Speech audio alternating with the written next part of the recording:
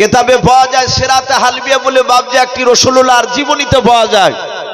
ওলামায়ে দেওবন্দের লেখা কিতাবটা, সেই কিতাবটিতে এসেছে আল্লাহ রাসূল যখন ইন্তেকাল করতেছে, নবী দুনিয়ার বুক থেকে বিদায় নিবে, তার জীবনীতে পাওয়া যায় নবীজির মাথা যন্ত্রণায় কাতর হয়ে নবী আমার 1 নয় 2 নয় 13 দিন বিছানাগত হয়েছিলেন। কদিন বললাম বা? 13 দিন মাথা যন্ত্রণায় রাসূলুল্লাহ বিছানা থেকে সোজা হয়ে বাবজি দাঁড়াতে পারতেন না।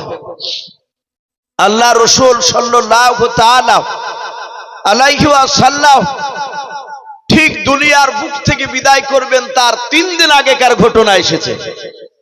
আল্লাহ রাসূল শুয়ে আছে, নবীকে ফাঁকা জায়গায় বাবজি বের করে রেখেছে।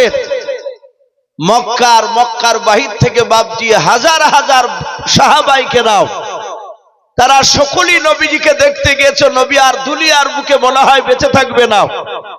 সাহাবারা সকলেই নবীর কাছে গোল করে ঘেরাও করে নিয়ে তারা বসে সকলেই মাথা নিচু করে বাবজি চোখ দিয়ে ঝরঝর করে পানি ঝরছে। সাহাবারা কাঁদছে, নবী ইন্তেকাল করে গেলে আমাদের রাহাবার কে হবে? আমাদের দিলকে কে পরিচালনা করবে? আল্লাহ রাসূলের বাবজি সাহাবারা জানতেন নবীর দরবারে চিৎকার করে আওয়াজ করা যাবে না, কারণ আল্লাহ হুকুম করেছেন, হে নবী আপনি বলে দেন আপনার সামনে যদি আমার বান্দা বান্দিরা যদি আওয়াজ উঁচু করে কথা বলে তাহলে নবী তারা জান্নাত যেতে গিয়ে তারা আটকা পড়ে যাবে। সাহাবারা সেদিন থেকে নবীর সামনে জোর গলায় আওয়াজ দিয়ে বাবজি চেঁচিয়ে কথা বলতেন না। নবীজি শুয়ে আছে, মাথা যন্ত্রণা বেশি বেড়ে গিয়েছে। আল্লাহ রাসূল সাল্লাল্লাহু তাআলা আলাইহি ওয়াসাল্লামের হাজার হাজার সাহাবা সবাই গোল করে বসে আছে। হঠাৎ করে নবীজি ডাক দিয়ে বলেন, ওগো আমার সাহাবারা, আমি উঁচু হয়ে বসতে পারি নাই, আমার হাত ওখানা ধরে তোমরা আমাকে একটু উঁচু করে বসে দাও। আল্লাহ রাসূলের বাবজি আপন দুজন জামাই সেই সময় জীবিত ছিলেন, হযরত ওসমান গনি রাদিয়াল্লাহু তাআলা আনহু, নবীজির ছোট জামাই হযরত আলী রাদিয়াল্লাহু তাআলা আনহু। দুজন সাহাবা আল্লাহর নবীজির 2 ডানা ধরে আল্লাহ রাসূলকে বাবজি একটু উঁচু করে বসালেন। আল্লাহর নবীজি উঁচু হয়ে বসার পর সাহাবাদের দিকে, চেহারার দিকে আল্লাহর নবী তাকে দেখলেন। আল্লাহ রাসূলের সাহাবারা বাবজি কান্না করতেছেন। আল্লাহর নবীজি হাত ওখানে এইভাবে বাবা উঁচু করে হাত ওখানে উঁচু করে ধরলেন। নবী আমার ডাক দিয়ে বলেন, সাহাবা আবু বকর, সাহাবা তুমি কোথায় আছো? তোমার হাত ওখানে আমাকে ধরতে দাও। আল্লাহর নবীজির সাহাবা আবু বকর সিদ্দিক রাদিয়াল্লাহু তাআলা আনহু বাবা আল্লাহর নবীজির ডান পাশে বাবজি বসা ছিল। নবীজির কথা শোনার পর আবু বকর দাঁড়িয়ে আল্লাহর নবীজির হাত ওখানে জড়ে ধরলেন। আল্লাহর নবীজি ডাক দিয়ে বলেন, আবু বকর শুনে নাও, আমি মনে হয় আর দুনিয়ার বুকে বেশি দিন বেঁচে থাকবো না। ওরে আমার আবু বকর শোনে না, আমার 63 বছর হতে চলো আবু বকর, আমার জবানের দ্বারায়, আমার হাতে দ্বারায়, আমার পায়ে দ্বারায় যদি তুমি আঘাত পেয়ে থাকো আবু বকর, আজ হাজার হাজার মানুষের সামনে শুনে নাও, আমি তোমার পয়গম্বর, আমি রাসূল তোমার হাত ওখানে ধরেছি রে আবু বকর, হয় তুমি আমাকে ক্ষমা করে দাও, নতুবা তার প্রতিশোধ বদলা তুমি নিয়ে নাও। আল্লাহ রাসূল যখন আবু বকরের হাত ওখানে ধরে যখন ক্ষমা চাইছেন, আল্লাহর নবীজির 2 চোখের কোনা দিয়ে ঝরঝর করে পানি ঝরতেছে। আবু বকর আল্লাহর নবীজির হাত ওখানে জোরে জোরে কাঁদেন আর বলেন, নবী গাও বেয়াদবি হলে মাফ করবেন নবী। ওগো আল্লাহর নবী শুনে না, সারা পৃথিবীর মধ্যে আপনি দামি নবী। ওগো আল্লাহর নবীজি আপনার কলিজার টুকরা অর্ধাঙ্গিনী বিবি হযরত আয়েশা সিদ্দিকা রাদিয়াল্লাহু তাআলা আনহা, উনি আমার কলিজার টুকরা বেটি আমার আয়েশা। ওরে আমার বিশ্ব নবী শুনে নাও, তোমার দরবার থেকে তোমার বাড়ি থেকে যখন আমার বাড়ি যেত, আমার আয়েশা একদিন ডাক দিয়ে বলেন, আব্বা জান, আমি আপনার জামাই রাসূলুল্লাহর মুখ থেকে শুনেছি আল্লাহর নবী বলেন, ওরে আমার আয়েশা, আমার আল্লাহ আমাকে এত দামি নবী রাসূল করে পাঠিয়েছে, শুনে নাও, আমার আল্লাহ আমার ডান দিকের বাম দিকের সামনের পেছন দিকের চারিদিকের গুনাহ মাফ, বলুন সুবহানাল্লাহ। এই আবু বকর ডাক দিয়ে বলেন, নবীজি শুনে নেন, আপনি কোন অন্যায় করেন নাই, আপনার গুনাহ নাই। ওগো আল্লাহর নবী, যে আপনি আমাদের কাছে আমার কাছে ক্ষমা চাইবেন নাও। ওগো দরদে নবী শুনে নেন, আমি আবু বকর আপনার কথা হয়তো আমি সব সময় পালন করতে পেরেছিলাম নাও। ওগো নবী, যে আপনার উপরে ঈমান আনার আগে আমি আপনাকে চিনতে পেরেছিলাম নাও। নবী গো, আমি আবু বকর, আমি আপনার কাছে হাত ওখানা ধরে ক্ষমা চাই, আপনি আমাকে ক্ষমা করে দেন। আল্লাহর নবী যে আবু বকরের মাথা হাত দিয়ে বলেন, আবু বকর তুমি বসে যাও। আবু বকর বসে পড়লেন। আল্লাহর নবীজি দ্বিতীয়বার হাত ওখানে এভাবে আবার উঁচু করে ধরে বললেন, ওরে আমার ওমর সাহাবা, কোথায় আছো, দাঁড়িয়ে যাও। আল্লাহ রাসূলের সাহাবা হযরত ওমর ইবনুল খাত্তাব রাদিয়াল্লাহু তাআলা আনহু নবীজির বাম পাশে বাপজি বসা ছিলেন। নবীর হাত ওখানে জোড়ো করা দেখে আল্লাহ রাসূলের সাহাবা ওমর নবীর হাত ওখানে জোরে ধরে কাঁদেন আর বলেন, নবী গাও ফিদাকা বিউম্মি ইয়া রাসূলুল্লাহ, নবী আপনার পদতলে আমার পিতামাতা কুরবান হয়ে যাও। ও নবী, আপনি কেন আমার হাত ওখানে ধরলেন বলেন। আল্লাহর নবী বলেন, ওমর আমি তোমার পয়গম্বর রাসূল, আর দুনিয়ার বুকে আমার বেঁচে থাকবো না। ওরে আমার আবু বকর শুনে নাও, ওমর শুনে নাও, আমি হাতের দ্বারায়, আমার জবানের দ্বারায়, আমার পায়ের দ্বারা যদি তুমি কোনোদিন আঘাত পেয়ে থাকো, ওরে ওমর আজ হাজার হাজার লোকের সামনে তুমি হয় ক্ষমা করে দাও, নতুবা তার প্রতিশোধ বদলা তুমি নিয়ে নাও। যাহাতে ওমরের হাত ওখানা ধরে নবীজি ক্ষমা চাইলেন। আল্লাহ রাসূলের সাহাবা হযরত ওমর ফারুক রাদিয়াল্লাহু তাআলা আনহু নবীজির হাত ওখানা জোড়ে দিয়াও আল্লাহর নবীজির পা ওখানা জোড়ে ধরে কাঁদেন আর বলেন, ওগো আল্লাহর নবীজি, চরম বেয়াদবি করে ফেলেছিলাম। আল্লাহর নবী বলেন, ওমর কবে তুমি বেয়াদবি করেছিলে বলো। আল্লাহ রাসূলের সাহাবা ওমর ডাক দিয়ে বলেন, নবী গো, যেদিন আমি আপনাকে নিজ চোখে আমি আপনাকে তখন চিনতে পেরেছিলাম না। ওগো আল্লাহর নবী, যে আমি আপনাকে তলোয়ার নিয়ে জবাই করতে এসেছিলাম, নবী গো সেই দিন বড় ধরনের অন্যায় করে ফেলেছিলাম। ওগো আল্লাহর নবীজি, সেই দিনের জন্য আমি আপনার কাছে ক্ষমা চাই। নবী, আপনি হাজার হাজার সাহাবার সামনে আপনি আমাকে মাফ করে দেন। আল্লাহ রাসূল বলেন, ওমর আমি রাহমাতুল লিল আলামিন পয়গম্বর, আমি বদলা নিতে আসি নাই ওমর, আমি ক্ষমা করে দিয়েছি তোমাকে। আল্লাহ রাসূল ওমরের সাথে কথা বলছিলেন, আর পেছন থেকে আরেকজন সাহাবা, হায়াতুস সাহাবা বলে বাবজি একটি কিতাব, রাসূলের সাহাবাদের জীবনীতে তাতে এসেছে একজন সাহাবা উরাইকা রাদিয়াল্লাহু তাআলা আনহু বলে একজন নাম ছিল। সাহাবা নবীজির পেছনে বেশ কিছুটা একটু দূরে ছিলেন বসা। ওমরের কথা শুনে তিনি হাওয়া করে কাঁদতে লাগলেন। আল্লাহর নবী বলেন, ওগো উরাইকা, তুমি কাঁদছো কেন? উরাইকা রাসূলের কাছে এসে বলছে, নবী, আমি হযরত ওমরের ঈমান আনা ওমরের মুখ থেকে আমি শুনি নাই। ওগো নবী, ওমরের ঈমান আনা আমি সেদিনকে আমি ছিলাম না, কারণ আমি সেদিন আপনাকে আমি চিনতাম না। আমার বাড়ি মক্কা নগরও ছিল না, মদিনা তো ছিল না। ওগো নবী, আপনি ভালো জানেন আমার বাড়ি ছিল শাম দেশে। সে সময় আমি আবু জেহেলের সাথে বন্ধুত্ব তৈরি করে আমি আপনার এই মক্কা নগরে এসেছিলাম। ওগো নবী, আপনাকে আমি আবু জেহেলের সাথে বেড়াতে গিয়ে আপনার সাথে আমার পরিচয় হয়। আমি সেদিনই চিনতে পেরেছিলাম আপনি আখিরি জামানার নবী। ওগো নবী, অনেক সাথী ভাইরা তারা বলে ওমরের মুখ থেকে নবীকে কিভাবে মারতে গিয়েছিল, এটা আমরা ওমরের মুখ থেকে শুনি নাই। ওগো নবী, অনেক সাথী ভাইদের মুখ থেকে শুনেছি। এখানে হাজার হাজার সাহাবা আছে। ওগো আল্লাহর নবী, আপনার সাহাবা ওমরকে আপনি তো মাফ করেছেন। ওগো নবী, একবার ওমরের মুখ দিয়ে ওমরের ঈমান আনার ঘটনা একটা একটু আমাদের সামনে শোনান।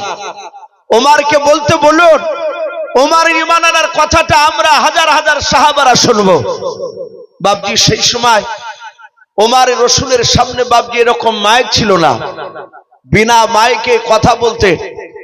হাদিসে পাওয়া যায়, বিখ্যাত মুফতি সাহেব বসে আছেন, আল্লাহ রাসূল বলেন ওমরের গলার আওয়াজ এত আল্লাহ উঁচু করে দিয়েছিলেন, তার এত আওয়াজ ছিল। আর একজন সাথী ভাই বলে ওমর ফারুক রাদিয়াল্লাহু তাআলা আনহু মসজিদে নববীর মিম্বার থেকে দাঁড়িয়ে চিৎকার করে ডাক দিয়েছিলেন, ইয়া সারিয়াল জাবাল। আল্লাহ রাসূলের একজন সাহাবাকে বাপজি ডাক দিয়েছিলেন ওমর মসজিদে নববীর মিম্বার থেকে দাঁড়িয়ে। আর ওমরের এই আওয়াজ বিনা তারে বিনা মাইকে 1400 কিলোমিটার দূরে আওয়াজ পৌঁছে গিয়েছিল। বলুন সুবহানাল্লাহ। সম্মানিত ভাইরা আমার, বাবা জীবনেরা, শুধু তাই নয়, নবী আরো বলে ওমরের দুই হাতে, এই দুই বাজুতে ওমরের, বিশ্ব নবী বলেন দুনিয়ার 50টা যুবকের শক্তি যতটা হয় একসঙ্গে মিলিয়ে অতটা শক্তি মহান রব্বুল আলামিন ওমরের দুই হাতে আল্লাহ দান করেছিলেন। বলুন সুবহানাল্লাহ। এই জন্য ওমরের সামনে বাপজি কেউ দাঁড়াতে পারতো না। আল্লাহ রাসূল বলেন, ওগো সাহাবা তোমরা শুনবা। ওমরের মুখ থেকে বলে, হ্যাঁ। আল্লাহর নবী বলেন, ওমর তুমি কিভাবে ঈমান এনেছিলে, তুমি এই কথাটা হাজার হাজার সাহাবার সামনে তুমি বলো। আমার সাথে আমার সাহাবারা শুনতে চেয়েছে। ওমর ডাক দিয়ে বলছে, নবী আপনার দরবারে চেঁচিয়ে কথা বলা এটা তো বেয়াদবি, আমি জান্নাত দিতে পারবো না আপনার কাছে যদি জোরে চিৎকার করে আওয়াজ দিই। আল্লাহর রাসূল বলছেন, আমি তোমাকে হুকুম দিচ্ছি, তুমি চিৎকার করে আওয়াজ দিয়ে তুমি তোমার ঈমান আনার কথাটা তুমি বলো। হযরত ওমর ফারুক রাদিয়াল্লাহু তাআলা আনহু বিশ্ব নবীর সামনে একেবারে দাঁড়িয়ে নবীজির চেহারার দিকে চেয়ে বলছে, নবী গো, এই চোখ দিয়ে আমি আপনাকে আগে ভালো করে দেখেছিলাম না, আমি আপনাকে দেখলি আমি চোখ দুটো এইভাবে বন্ধ করতাম। শুধু তাই নয়, আমি দুই আঙ্গুল দুই দিকের কানে ভরে দিতাম। কারণ আবু জেহেলরা বলতো লা তাসমাউ লিহাযাল কুরআন, কাফেরদেরকে বলতো তার দলের লোককে খবরদার মুহাম্মদ সাল্লাল্লাহু আলাইহি ওয়াসাল্লামের কোরআনের কথা শুনবা না, মুহাম্মদের কথা শুনবে না, তার দলবলের কথা শুনবে না। যারা বাপজি দেখবেন পাথর সাপড়ি যায়, আজমির শরীফ যায়, আবার আলমপুরে যায় অনেকে, ওখানে গিয়ে কিছু মানুষ বাপজি গিয়ে মাথা ঠুকে অনেকে মাটিতে হাত নিয়ে নিয়ে গায়ে মাখে। ওই দলের যারা ভক্ত তারা দেখবেন তাবলিগ জামাতকে মসজিদে যেতে দেয় না। ওরা বলে যে তাবলিগীরা নবীর নাকি দুশমন। আমি দেখেছি আমাদের এলাকায় অনেক জায়গায় জালসায় বক্তব্য দিতে উঠেছি, দেখেছি লোক 4-5টা লোক জুতো হাতে করে নিয়ে উঠে চলে যাচ্ছে। বলে এই ভাই যাচ্ছেন কেন? তখন বলছে ভাই ওয়াজ শোনা যাবে না। ওদেরকে বলে দিয়েছে যে ইউসুফ সাহেবদের বক্তব্য শোনা যাবে না। বলে কেন? ওরা দেওবন্দি মান, ওরা নবীর দুশমন। বলুন আস্তাগফিরুল্লাহ। এরকম অনেক জায়গায় দেখা যায়। আবার অনেক লোক দূরে চলে গিয়ে বাপজি সাইড থেকে কিছু ওয়াজ শোনার পরে আবার সুরসুর করে এসে বসে। স্টেজ থেকে নেমেছে, অনেক জায়গাতে গিয়ে হাত ধরে ক্ষমা চেয়েছে, ভাই আমাদের ইমাম সাহেবরা তো আপনাদের বিরুদ্ধে কথা বলে, আপনারা নাকি নবীর দুশমন, অথচ আপনার বক্তব্যের মধ্যে তো নবীর দুশমন তো পাইলাম না, এ তো শুধু সাহাবা নবীদেরই তো মহব্বতের কথা বলে। একদম সেম নবীর জামানায় যে আবু জেহেলরা ছিল, ওরা ইমানদারদেরকে বাপজি আপনার শুধু নয়, ওদের দলের লোককে রসুলের কথা শুনতে দিত না, সাহাবার কথা শুনতে দিত না। সম্মানিত ভাইরা আমার, বাবা জীবনেরা, আল্লাহর রসুল সাল্লাল্লাহু তাআলা আলাইহি ওয়াসাল্লাম বিশ্ব দরদী নবী আমার সঙ্গে সঙ্গে বাপজি ওখানে দাঁড়িয়ে আছেন। ওমর বলছে, নবী গো, আমি আপনার কথাগুলো কান দিয়ে শুনেছিলাম না। ওগো নবী, আবু জেহেল বেঈমান এক নয় দুই নয় 12,000 লোক নিয়ে মিটিং ডাকলো। 12,000 লোক সবাই বাপজি মক্কা নগরে বসেছিল। আমি উমর ইবনুল খাত্তাব আমি সবার পেছনে গিয়ে বসলাম। আবু জেহেল ডাক দিয়ে বলল, কেউ কি আছো? ওই আব্দুল্লাহর সন্তান মুহাম্মদ সাল্লাল্লাহু আলাইহি ওয়াসাল্লাম অতি বাড়া বেড়ে গিয়েছে, আমাদের বাপ দাদা ধর্মের বিরুদ্ধে কথা বলে, বলে কেউ কে আছো তার মাথা কেটে নিয়ে আসতে পারবা? যদি কেটে নিয়ে আসতে পারো তাহলে তাকে মোটা অঙ্কের পুরস্কার দেওয়া হবে। ওমর বলছেন নবী 12,000 লোক সবাই ডান দিকে বাম দিকে সামনে পেছন দিকে তাকাতাকি করছে, কেউ হাত উঁচু করে বলতে পারে নাই। আবু জেহেল 3-4 বার চিৎকার করলো, কেউ কে আছো?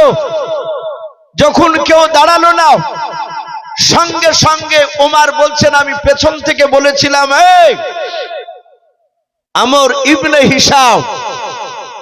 আবু জেহেলের বাপজি ভালো নাম ছিল, তার বাপ মা নাম রেখেছিল আবু জেহেলের আমর, আমর ইবনে হিশাম, হিশামের বেটা আমর। পরে বাপজি তার জ্ঞান গরিমা বুদ্ধি দেখে মক্কার লোকেরা আবুল হিকাম বলেছিল, জ্ঞানী গুণী বুদ্ধিজীবীর বাপ বলেছিল। আর লাস্টে বিশ্বনবী বলেছিলেন তুই আবু জেহেল, মূর্খের বাপ। তো ওই সময় তো আবু জেহেল লাকাবটা দেয়নি নবী তখনও।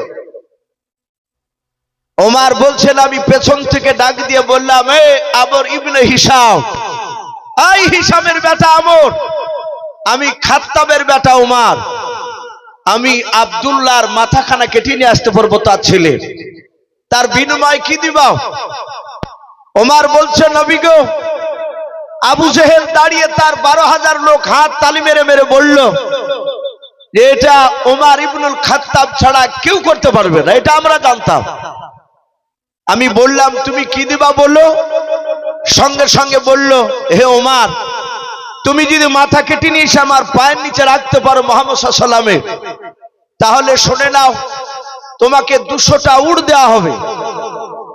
2 নাম্বার মক্কা নগর শুধু নয় গোটা আরবের মধ্যে উচ্চ সম্মানের অধিকারী করা হবে। 3 নাম্বার গোটা মক্কার মধ্যে সবচেয়ে যে খাজুরের বাগানটা বড় সেটা স্বেচ্ছায় দেওয়া হবে। ও আল্লাহর রাসূল আমি আপনাকে চিনতাম না, আমি আপনার মাথা কাটার জন্য সঙ্গে সঙ্গে আমি উলঙ্গ তলোয়ার হাতে করে নিয়ে আমি মরুভূমির ময়দান পাড়ি দিছিলাম, দৌড়াচ্ছিলাম। মাঠ দিয়ে যখন দৌড়ে যাচ্ছিলাম আপনার মাথা কাটতে, হে রাসূল রাস্তায় যেতে যেতে ময়দানে দেখলাম আমার একটা বন্ধু ছিল, তার নাম ছিল নাঈম, কিতাবে এসেছে তার নাঈম। ওগো নবী আমি জানতাম না সে হযরত নাঈম আপনার উপর ঈমান এনেছে। নাঈম আমাকে দেখে বলল, ওমর ভাই এত উত্তেজিত অবস্থায় দৌড়াও কোথাও? ওমর থমকে দাঁড়িয়ে বলল, ভাই আমি আব্দুল্লাহর ছেলে মুহাম্মদ সাল্লাল্লাহু আলাইহি ওয়াসাল্লামের মাথা কাটতে যাচ্ছি। হযরত নাঈম বলল, ভাই তুমি তো একা, আর রাসূলের তো অনেকগুলো সাথী ভাইরা আছে, তারা তো তোমাকে কম করে ছাড়বে না।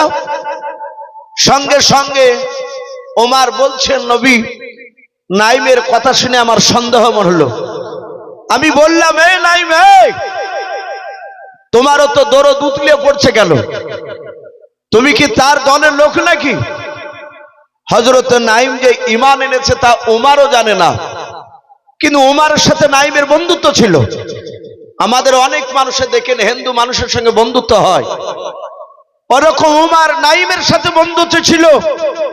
নাঈম ডাক দিয়ে বলল, ভাই ওমর আমি সত্যিকারই 4 দিন হলো রাসূলুল্লাহর উপর ঈমান এনেছি। হযরত নাঈমের কথা শুনে ওমর রেগে গেল।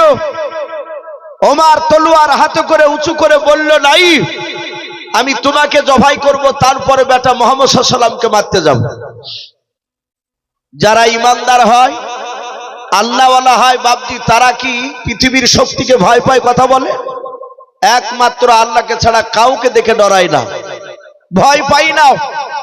হযরত নাঈম তলোয়ার ধরে বলল, ভাই ওমর তুমি যদি আমাকে তলোয়ার চালাও আমিও তলোয়ার চালাতে বাধ্য হব। ওমর শুনে নাও, তোমারও 2টো হাত আমারও 2টো হাত।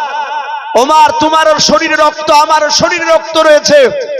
ওমর তুমি 10টা তলোয়ার মারতে পারলে আমি একটা তো মারতে পারবো।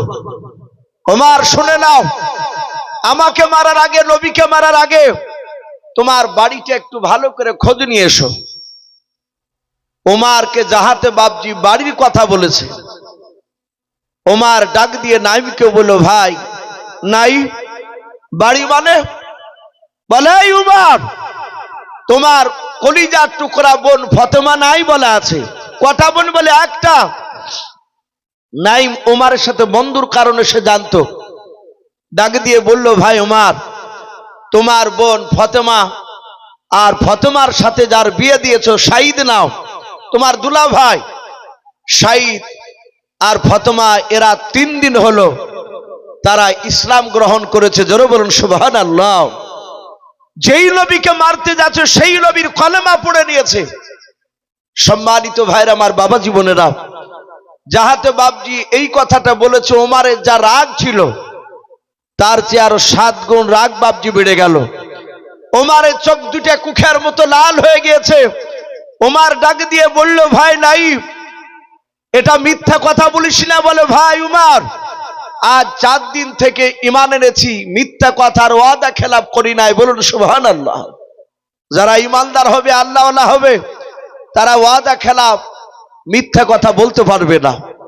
আল্লাহর রাসূল সাল্লাল্লাহু তাআলা আলাইহি ওয়াসাল্লামের উপর ঈমান এনেছে, এই কথা যাহাতে বাপজি বলেছে, সঙ্গে সঙ্গে বাপজি কিতাবে লিখেছে। ওমর ডাক দিয়ে বলল, ভাই আমি এক্ষুনি যাব।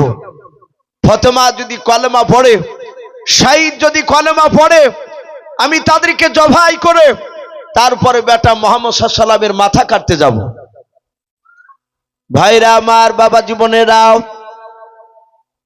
আল্লাহ রসুলের সাহাবাও, সাহাবিয়াও, শাহিদ আর ফাতেমা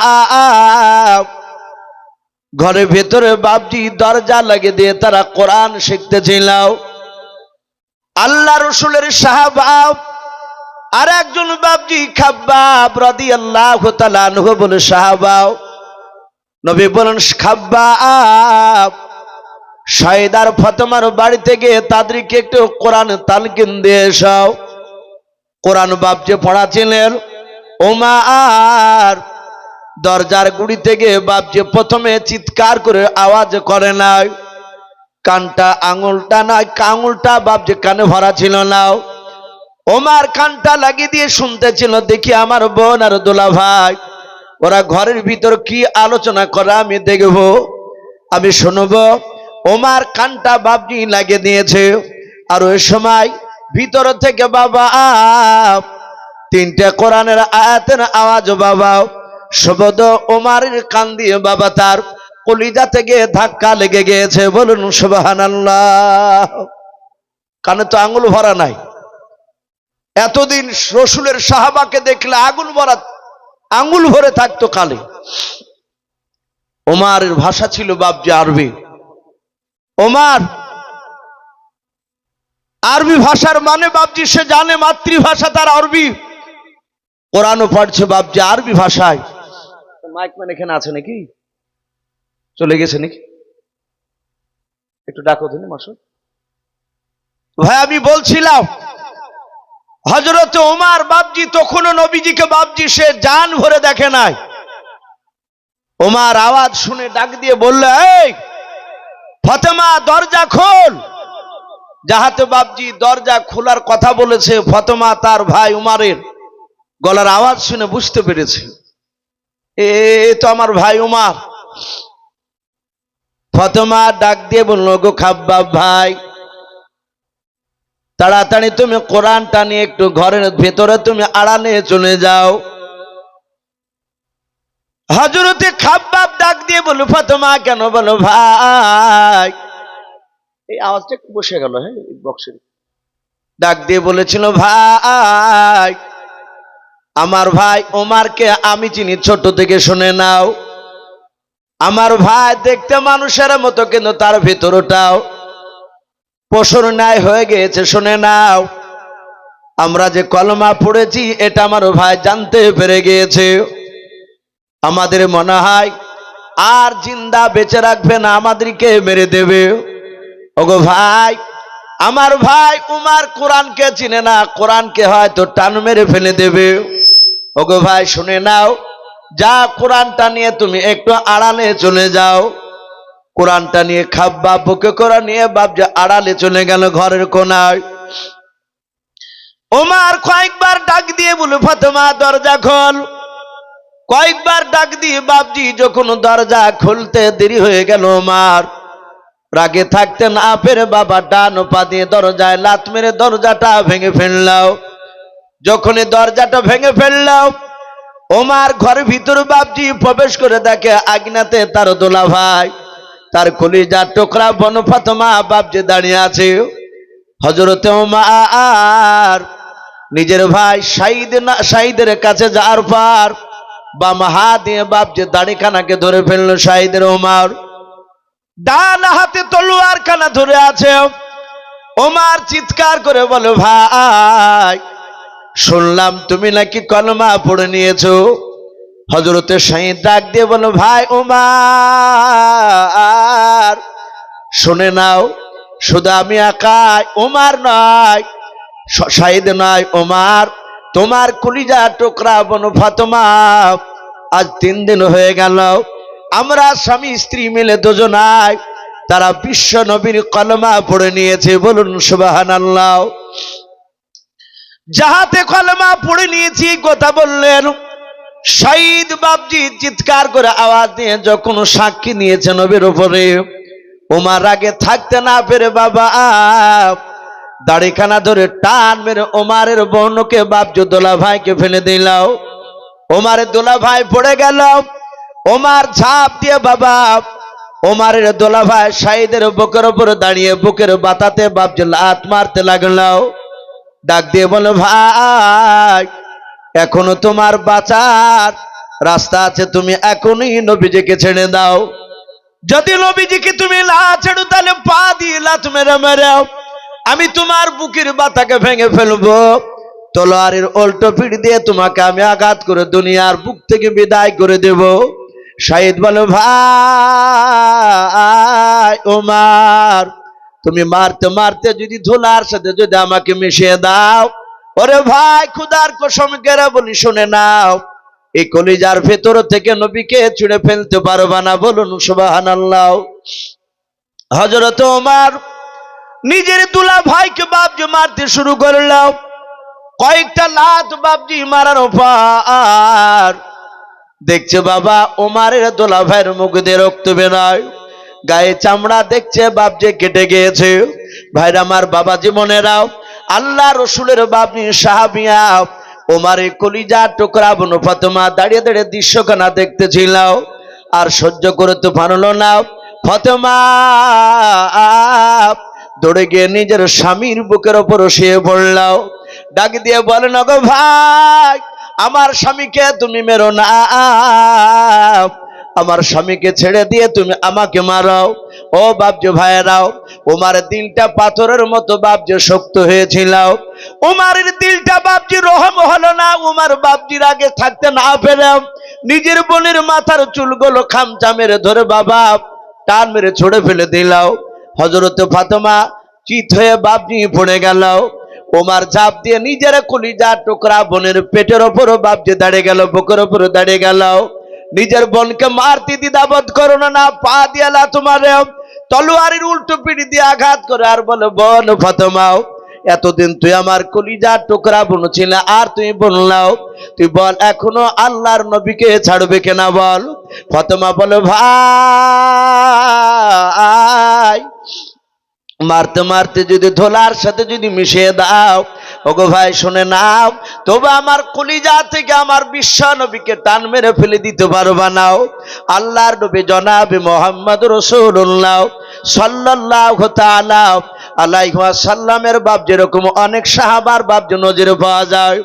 ইমানদারদেরকে যত বাপ আঘাত করা যায় হাদিসের কিতাবে বাপ যে পাওয়া যায়, ইমানদারকে যত মারা যাবে বাবা ইমানদারের ভোল্টেজ বাড়বে। বলুন সুবহানাল্লাহ। ইমানদারকে যত মারবে তত ইমানদারের বাপজি দুর্বল ইমান হবে না, আরো মজবুত হয়ে যায়। ফাতেমাকে মারছে আর ফাতেমা বলে, ভাই মারতে মারতে যদি ধুলার সাথে মিশিয়ে দাও তবু আমি বিশ্ব নবীকে ছাড়বো না। ওমর আরো মারে, মারতে মারতে বাপজি ওমর একদম হেঁপে গিয়েছে। হযরত ওমর ডাক দিয়ে বলছেন, ওরে বোন আমি তোকে এত মার মারলাম, যেই জায়গায় লুটালুটি করছিস মাটি অনেক জায়গা রক্ত মেখে গিয়েছে। বোন ওই আব্দুল্লাহর সন্তান তোদেরকে এমন কি জাদু দিয়েছে যে জাদুর জালে আটকে গেছি, জাদু থেকে আর বেরোতে পারছিস না? ওরে বোন, আমি তোর কলিজার টুকরা ভাই ফাতেমা, আমি তোকে অনেক মেরেছি, একবার শুধু তুই আমার কাছে জানের ভিক্ষা চাও। হযরত ওমর কাদার ডাক দিয়ে বলেন, গো বোন ফাতেমাও। ফাতেমার যখন জানের ভিক্ষা চাওয়ার কথা বলল ওমর, ফাতেমা ডাক দিয়ে বলেন, ভাই আল্লাহর নবী বলে দিয়েছেন একমাত্র আল্লাহর কাছ ছাড়া কারো কাছে জানের ভিক্ষা চাওয়া যাবে না। ওগো আমার ভাই, তুমি মারো। কলিজা টুকরা বোন কাঁদেন আর বলেন, ভাই ছোট্টবেলায় তুমি মেলা তালায় যখন নিয়ে যেতে, ওরে ভাই ওমর, কিছুটা হেঁটে যাওয়ার পর যখন আমি হাঁটতে পারতাম না, ওই সময় তুমি আমাকে কোলে করে তুলে নিয়ে যেতে, অনেক সময় তোমার হাত দিয়ে আমাকে খাবার খাওয়াতাম। ও আমার কলিজার টুকরা ভাই ওমর, ওই হাত দিয়ে তুমি আজকে মারছো, তোমার কে হাত কাঁপে না?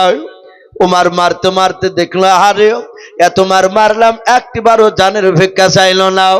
সঙ্গে সঙ্গে ওমর মার বন্ধ করে দিয়ে বলেছিল, বোন আমি দরজার কাছে যখন দাঁড়িয়েছিলাম, আমি কান লাগিয়ে শুনছিলাম কে যেন পড়ছিল, ইন্নী আনাল্লাহ।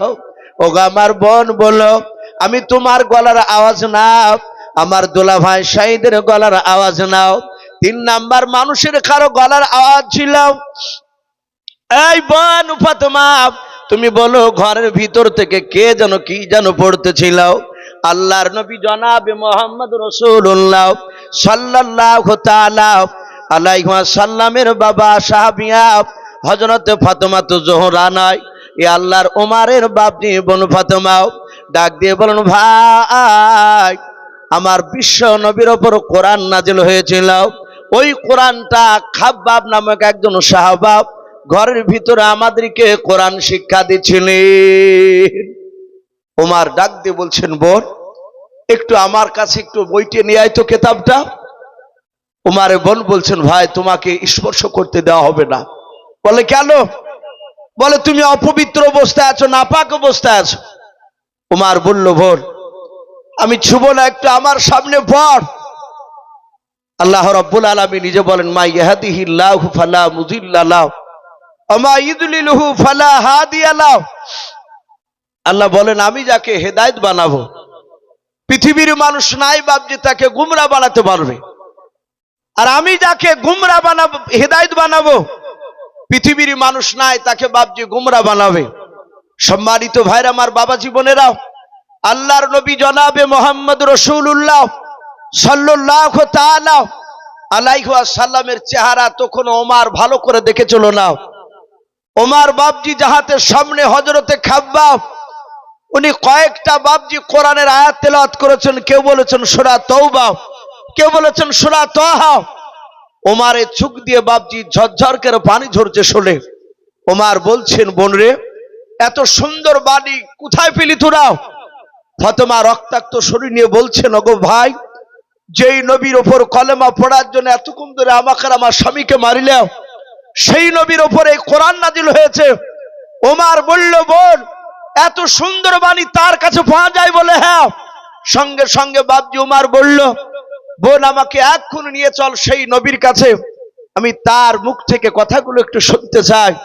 সম্মানিত ভাইরা আমার, বাবা জীবনেরাও, আল্লাহ রসুলের বাপজি সাহাবা হযরতে সাঈদ আর সাহাবিয়া ফাতেমা, এরা স্বামী স্ত্রী দুজনাই। খাব্বাব নামক সাহাবা তিনিও ছিলেন। আল্লাহ রসুলের বাপজি দরবারে ওমরকে নিয়ে যাচ্ছেন। ওমরের মাথায় মস্তানি পাগড়ি বাঁধা আছে, ডান হাতে বাপজি উলুঙ্গা তলোয়ার হাতে করে নিয়ে ওমর দৌড়াচ্ছে। ওমরের সঙ্গে ওরা 3 জোড়া বাপজি দৌড়ায়। আল্লাহ রসুলের কাছে বাপজি তখনও কাছাকাছি পৌঁছাতে পারেনি ওমর, প্রায় 60 থেকে 70 হাত দূরে আছে।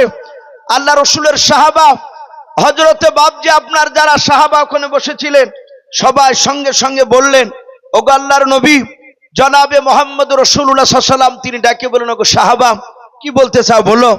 ডাক দিয়ে বলছেন, নবীকে ওই দেখেন দেখেন ওমর, আপনার আমার দুশমন ওমর তলোয়ার হাতে করে নিয়ে তার দুলা ভাই, তার কলিজার টুকরা বোন ফাতেমা আর খাব্বাবকে পাঠিয়েছিলেন তার বাড়িতে।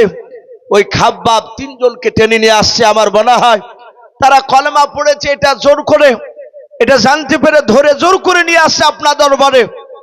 আপনাকে জবাই করবে, আমাদেরকে জবাই করবে, তারপরে হয়তো ওদেরকে জবাই করবে।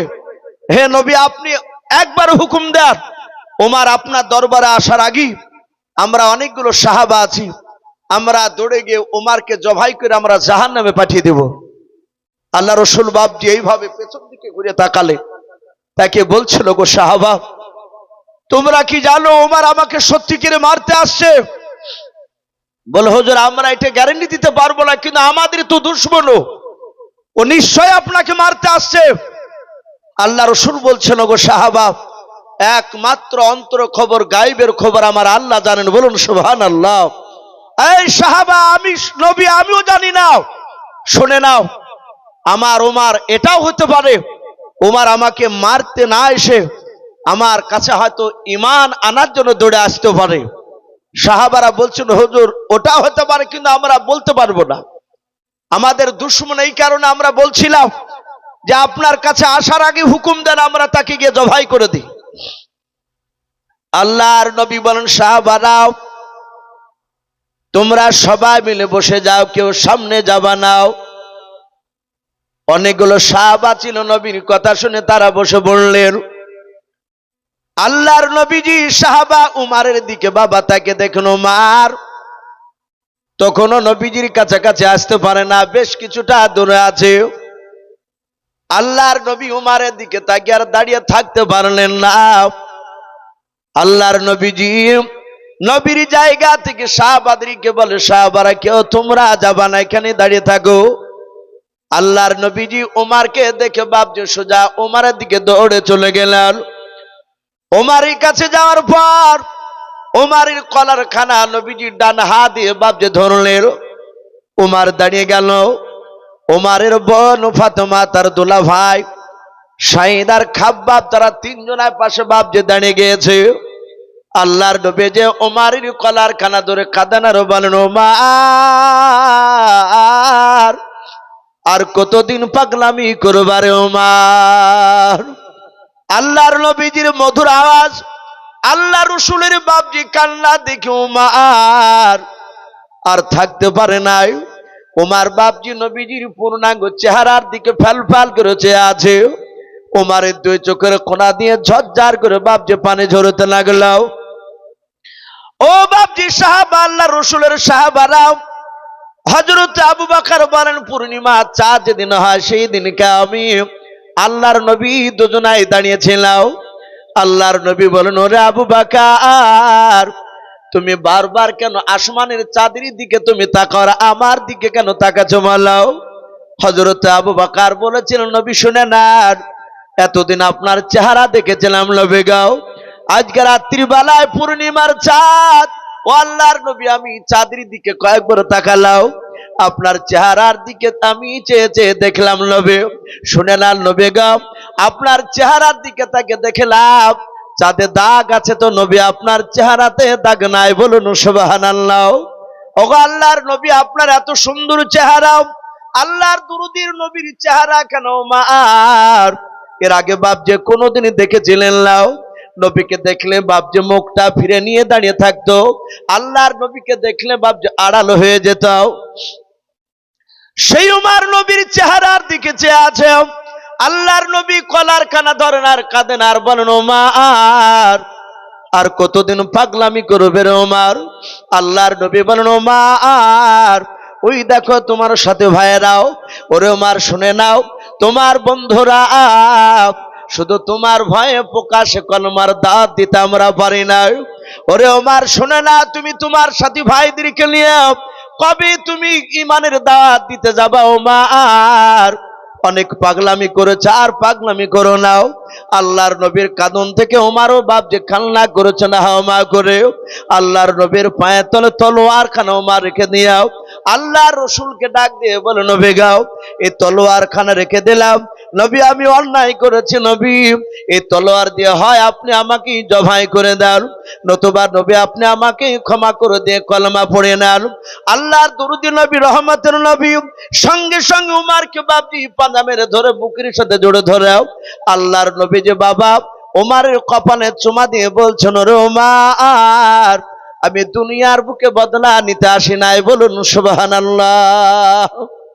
আল্লাহ রসুল বলেন, ওমর, আমি তোমাকে ক্ষমা করে দিয়েছি ওমর, আমি বদলা নিতে আসি নাই। ওমর পড়ে নাও কলমা লা ইলাহা ইল্লাল্লাহু মুহাম্মাদুর রাসূলুল্লাহ।